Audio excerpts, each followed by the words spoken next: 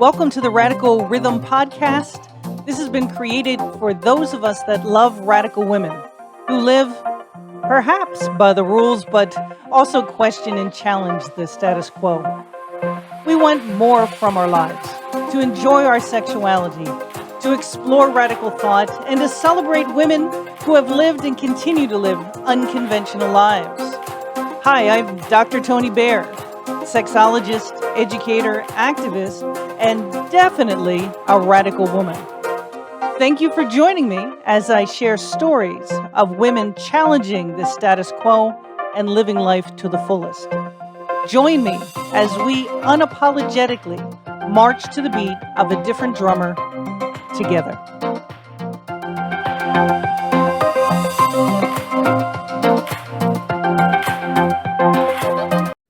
Well, Vi, welcome again to the Radical Rhythm Podcast. You've talked about all the different kinds of places and hybrid kinds of places that you can go. One question I get asked all the time, and I think it's related to the stories you just told us about New York City in the early 70s.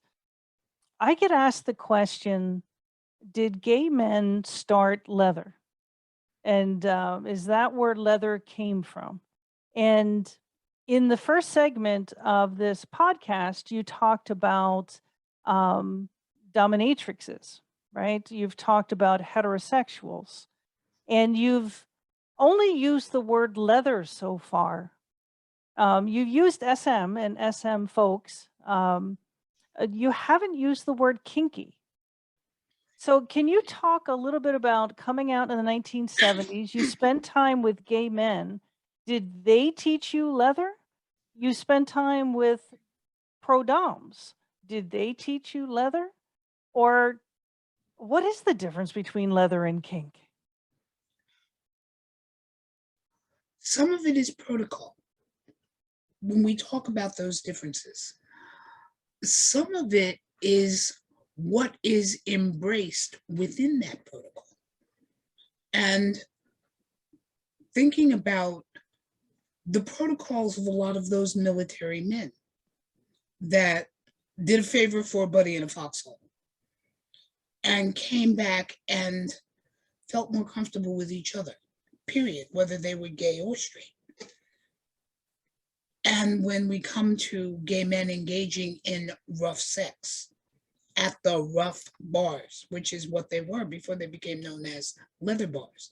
They were the seedier bar on the edge of town. That was the rough sex bar. So would the dock be a rough sex bar? Yeah, oh yeah. Not bar in the traditional sense in terms of there was no liquor being served in the bar. The docks were definitely a cruising space. And man, the docks were the kind of place you really didn't want to be in daylight. But at least in daylight, you had some idea of what was going on around you. Not because they were brightly lit, because they weren't. Even in broad daylight, because they were old warehouses and rooms and the things that accommodated the ships that had one point docked there instead of docking uptown where cruise ships sail from now. They were at best run down and dilapidated. At worst, they were an honest to God hazard because boards had rotted out. You are sticking out over the Hudson. So you're sticking out over brackish salt water that wreaks havoc on wood. It was an area where the classic New York rat, if something's running by you in broad daylight and it still looks like about 5 a.m., because as I said, you're inside old, heavily built buildings. Was it a cat? Was it a rat? You just accept the fact that it was probably a rat. The holes that had formed in the walls, because the walls were beginning to crumble. Some were natural, some were not. Hence what happens if you put something through that hole, or you're on the other side waiting for something to come through that hole. During the daylight, you could probably see it. At night, you more than likely couldn't. And that was okay. The guys knew where they were so accustomed to it. The guys could probably navigate that thing dead dog blind and dark because they'd been in and out of there so often. Were they cruising spots? Yes. Were they sex spots? Yes. More often than not, you were in the dock, not on the dock. If you're on the dock, you're cruising. If you're in the docks, you're there to get a blowjob, a hand job, or if you knew the dock well enough to find the place where you could have sex. And then exit and go right back across the street to Badlands or the Ramrod or any of the number of bars that were right across the street. Have a drink, start all over, or maybe find the ideal trick leaning up against one of the very few streetlights. But Tom and Jerry were both motorcycle men. And Tom, I know, was a member of 9 Plus. Jerry never wore the patch, but Tom had said more than once that in that situation, his slave outranked him. And 9 Plus was nothing to sneeze at. 9 Plus was a patch club that had a beautiful red and black patch that was connected chains with 9 links and a plus sign. It meant that the wearer of the patch was more than 9 inches. Wow. 9 Plus. For how long, I don't know. I know there was a 10 Plus. And how far up those numbers that went, I have no idea. But from his overlay, which he was very proud of, that had his patch on it and went over his leather jacket. Jerry never wore the overlay, just his leather jacket and chaps.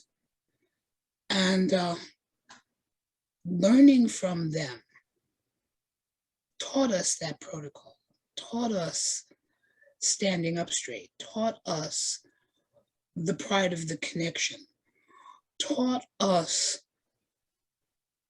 that we were siblings and that there was respect and honor and an understanding that went with that, as well as a passing down is a wrong term, passing of knowledge of everything from the proper way to serve to how to ask for a beer at the bar and where you grabbed it, which is something I never thought about because I wasn't a beer drinker. Keep your hands off that bottle, kid. Put your hands around the neck. Never thought about it. You serve it to a master, you serve it with 2 hands. No, you do not wear any scent whatsoever into this club, including deodorant. The rules, the regs, the understandings, the respect for the men who were there and their respect for us for venturing out was all part of that culture that we now know as leather. And in reading the things that we were given to read, the work of Larry Townsend, the work of John Preston,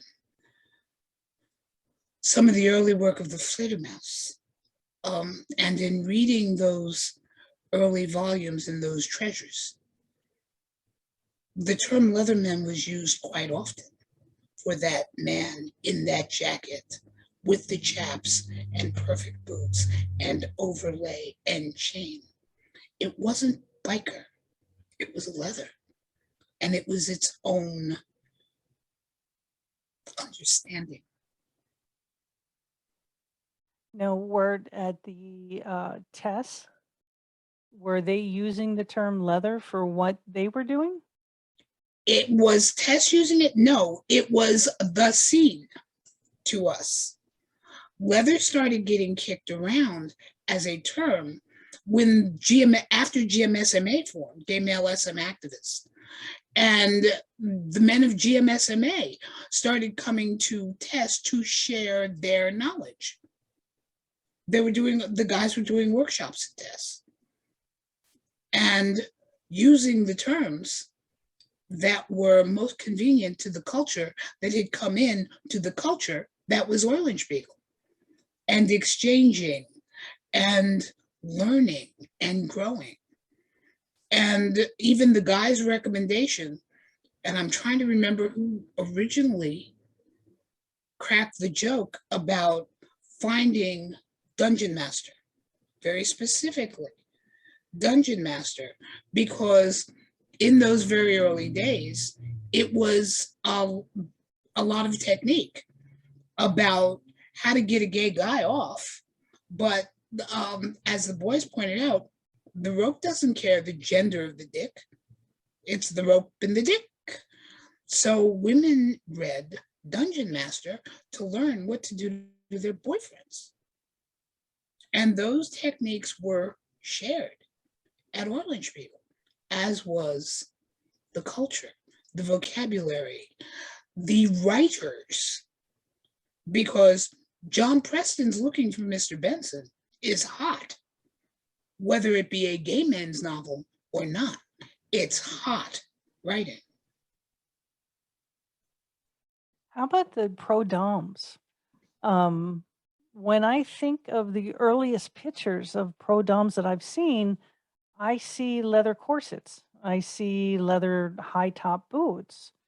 Would they be considered leather in the 1970s or just gay men? No, in the 1970s, they wouldn't have thought of themselves that way. There were professional dominatrixes, they were pro doms. And by the way, there weren't that many of them. There were a number of pro houses, that safe play space, so to speak, that was more than just one woman alone. Belle de Jour had her own house. Jay and Diane Hartwell had their own house. The captain ran a house. They were in different locations. They all had different cultures, so to speak. But they were also incredible places of learning, in that while these women were dealing with their clients 5 days a week, 2 nights a week, usually Wednesday and sometimes Saturday,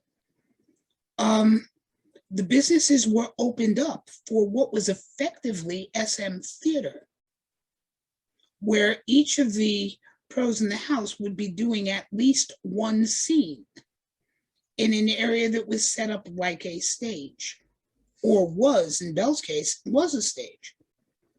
And after all of them had done their thing, it was open time for questions, for comments, for techniques, for can you show me hows? Hell, that was the first time I met Mistress Mere. A long set of legs walked down that center aisle, and I just followed the legs, which is an easier thing to do because I was sitting on the floor. But in greeting those clients that they greeted, many stayed clients. Some became friends. And if you became a friend to one of the pros, a whole different world opened up. Because more than likely, she knew where other private parties were held that you would never have found out, that the average person, let me change that from you, would never have found out about had you not been taken to the party. You would never have found out about most of the SM nightclubs, because with the exception of Club O, who advertised by the end of the 70s, but not in the beginning, you had to know where they were, which means you had to know someone to know someone. And more than likely, your connection was that pro dom. So if she didn't trust you or she didn't like you, you never found the community. And in being that shield for us, she was also, to some extent, taking a chance. Because, yes, she was providing a need and she was performing an activity that, to some extent, the law was still trying to define. And we can go back to the Von Cleef case for that. But she was taking a chance on being arrested. Or she was taking the chance when, in casual conversation, someone might say, so where's the next party? The answer is usually, I don't know. Or is there any other place to hang out? Well, you can go to one of the other houses, knowing full well what the question meant. She didn't like you. You didn't find out. So let me ask you about you and Jill at this point. So you go to New York so that you could hang out and be lesbians together, right? You realize you start role playing, and you want to find other people like yourself. Well, it sounds like you found lots of people like yourself. Yeah. People that were lesbian, people that were gay, people that were straight, that were doing similar things as you and Jill. This whole world has maybe half of it that are monogamous and another half of it that are non-monogamous. Stats might be different in the 1970s. I don't know. Most lesbians are awfully codependent and enmeshed into one another. And that's kind of, we romantically get together and we become one amoeba, right? So how did this go with your relationship and meeting all of these people and all of this play around you? Many lesbians I know would get jealous just with naked people near you, let alone you touching them or someone else touching you. Toni, it was a different world. Not better, not worse, just different. The rules of life were very different then. The concept of touching someone's things, and as a slave, I was one of those things. I was possession. Without an understanding that someone could, would never have happened. I didn't, as I said, I felt safer naked and blindfolded, tied and immobile at Hellfire, because I knew I was safe. We were protective of each other. Now, that didn't mean some things weren't open. Like I said, like standing in the middle of whichever freaking pier it was, because Jerry said, stand there. And he walked away, and it only took about 3 steps before I couldn't see him anymore. And yet, if he said stand there, I was going to stand there. I knew I was safe. It was never a question in my mind. Now, what might have happened while I was standing there could have been anybody's guess, and a few times it was, but my safety was never in question. My modesty, yes, but my safety, no.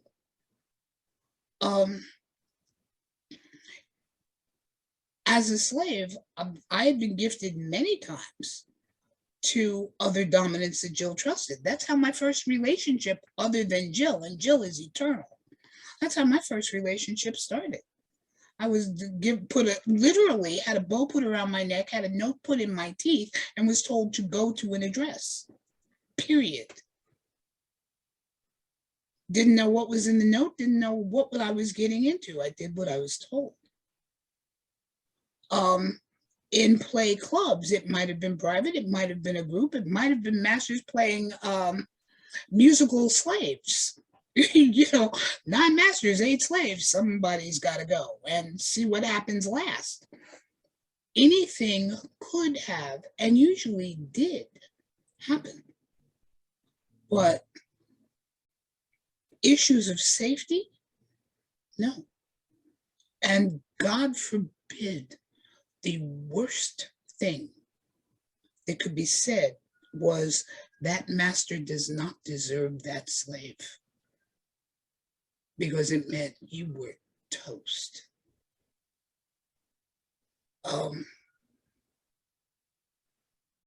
Did it happen occasionally? Yeah.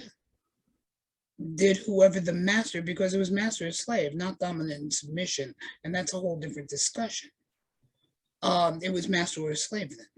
Not switch, you were believed to have been confused. I didn't write those rules, I'm just repeating them. But there was a trust factor there that is no longer present. No harm, no foul, I can't say for better or worse. Now, as I listen to young slaves who go, my first rule from master is to protect the property, I understand it from a modern point of view. I must agree with it because the times have changed. But if I were to back that phrase up 40 years, one of the elder masters, senior masters, would have been having a talk with the slave to find out who told you that and why, and then sat their master down and gone, what the hell is wrong with you?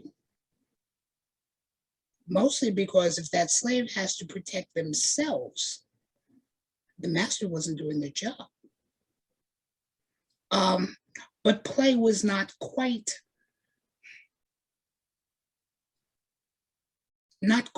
as casual in terms of, not that you might not have played with a number of people, but you probably knew them. It wasn't that looks interesting, can you do that to me? It was a protected exchange, almost like running off, well, God forbid the incestuous sound of this, like running off to play with a third cousin because your second cousin said, he's kind of fun. But you always knew that somebody had your back, or they wouldn't have sent you there. Now, that's not to say there weren't problems. There were a couple that I can think of. One of them was Dangerous Tom. And the situation that was so bad, or that had become so bad, John Weiss and then GMSMA took it upon themselves, because the police weren't doing anything to catch the guy that was, or to make any attempt to catch the man who was running around doing serious bodily harm to gay Leatherman. What happens in the 70s, towards the end of the 70s, into the 1980s? You and Jill, I'm guessing, graduated college and stayed in the area, right? And kept frequenting the scene in New York City, and at least a decade long. How did it evolve? What was the end of the 70s into the 80s like? More and more clubs popped up. More and more groups were popping up. The running joke was you can do something in this great family of ours 6 days a week, because even God rested one day. And that was true, based on which clubs were open at any given time. Chateau 19 was open Tuesdays and Thursdays. Club O was open Wednesdays, Friday and Saturday, but not Sunday. There was something to do 6 days a week. And it just kept getting bigger and better and more fabulous. And then along came GRID, gay-related immune disease, which is what it was called before it became AIDS. And first thing that went down were the bathhouses. And they were their own, not just cruising spot, but meeting place. Trying to remember the big one that got shut down first. It's been a long time. The bathhouse started getting shut down. And then a couple of the smaller private dungeons, and I mean literally as in a place where pros practice. A couple of the smaller private dungeons got shut down. And then they started shutting down the clubs. Um,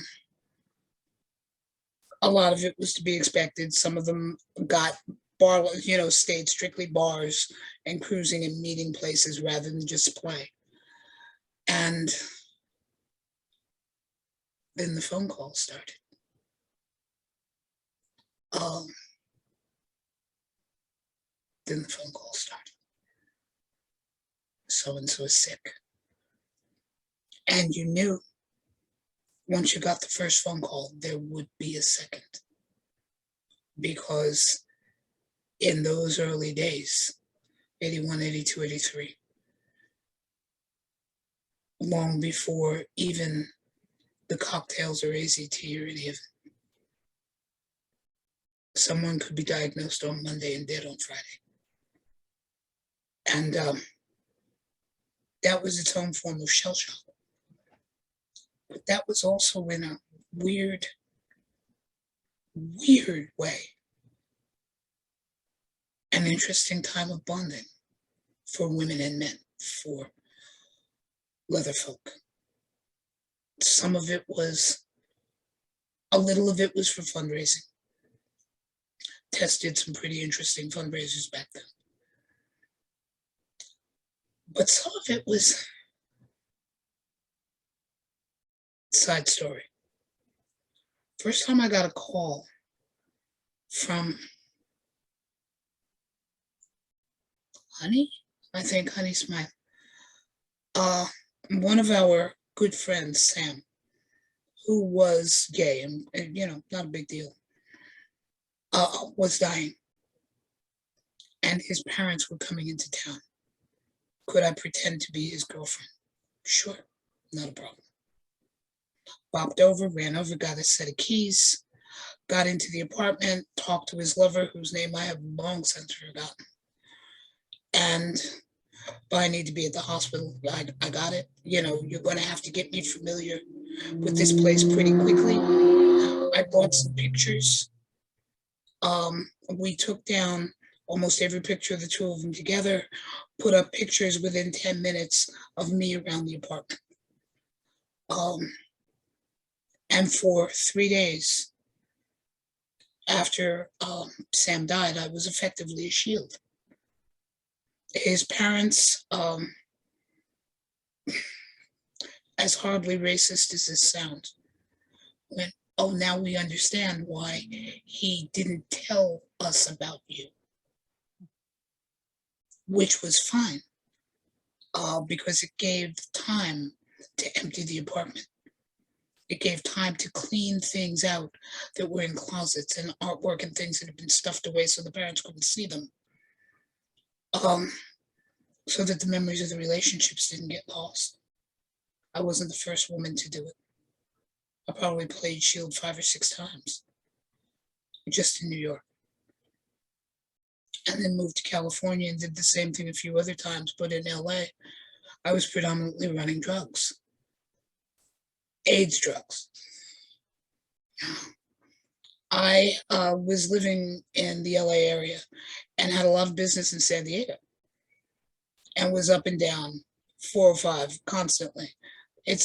Back then, it was a 10-minute hop across the border to run to a pharmacy to pick up a bag of whatever the cocktail was that couldn't be sold or prescribed, or it was still experimental or whatever the fuck, in the United States, under the seat under the front passenger seat, and back across the border with whatever I was actually sent over there to go get, whether it be printing or invitations or whatever I was doing in the area, on the front seat. And I was back and forth 2 or 3 times a month. They knew me.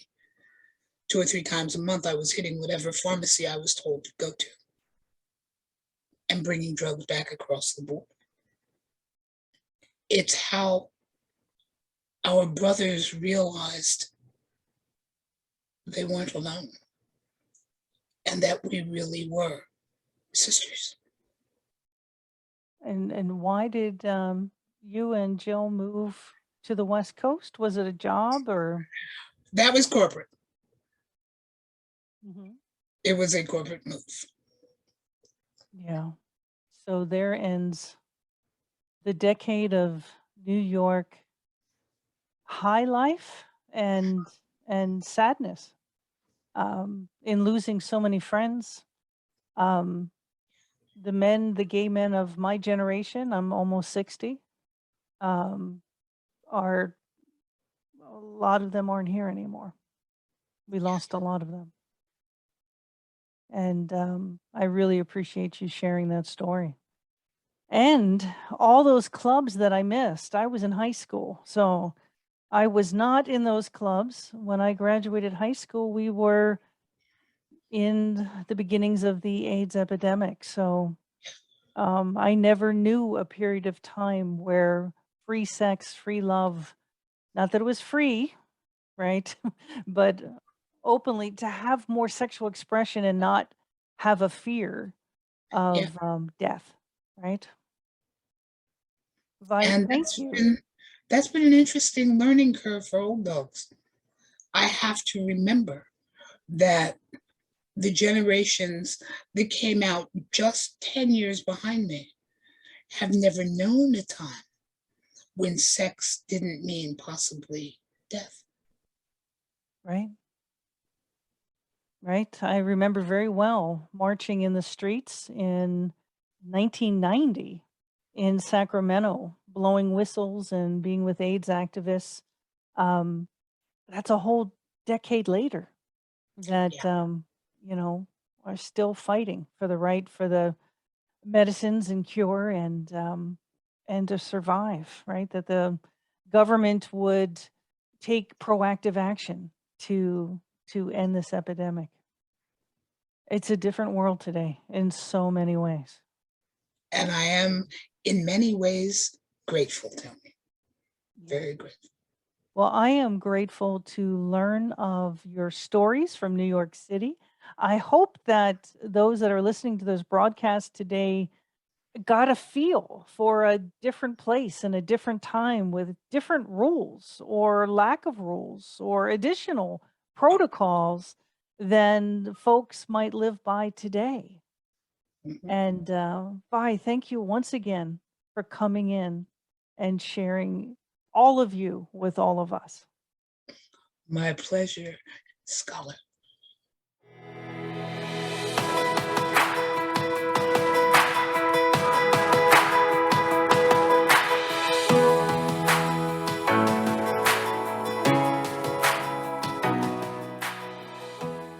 Thank you so much for tuning in today to the Radical Rhythm podcast.